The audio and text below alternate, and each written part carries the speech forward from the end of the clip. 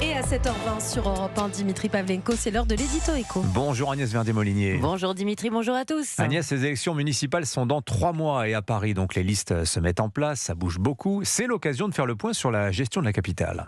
Et oui, d'abord, rappelons que la ville de Paris n'est pas une ville comme les autres, car c'est aussi un département. Depuis 2014, premier mandat d'Anne Hidalgo, la population de la ville a baissé. Elle est passée de 2,2 millions de personnes à moins de 2,1 millions. Et l'INSEE prévoit que la population va continuer de baisser dans la capitale dans les prochaines années. Pendant ce temps-là, la masse salariale des agents de la ville de Paris, elle est montée. Elle est passée de 2,2 milliards à 2,8 milliards. La population baisse de 6%, pendant que la masse salariale augmente de 28%. Cherchez l'erreur, Dimitri.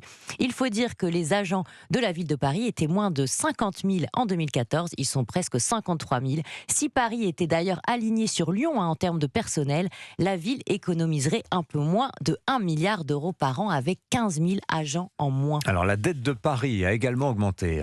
Et oui, l'encours de dette, c'était 4,2 milliards en 2014. Maintenant, c'est 8,6 milliards, 2 fois plus en 10 ans. La dette totale, avec les loyers capitalisés, etc., c'est 10,7. Et si on compare encore avec la ville de Lyon, à Paris, c'est plus de 5 000 euros par habitant. À Lyon, c'est autour de 600 euros par habitant. Les investissements financés par cette explosion de la dette ont été avant tout consacrés à faire du logement social, avec 27% de hausse. Pour le taux des ménages propriétaires occupants, il est très faible à Paris, autour de 33%. Mais au lieu de baisser les frais de notaire pour faciliter l'accès à la propriété dans la capitale, Paris a mis son taux au maximum. Et les taxes foncières ne sont pas en reste.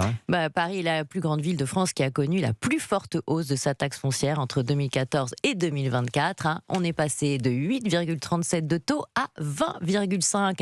Là encore, c'est une multiplication par plus de 2.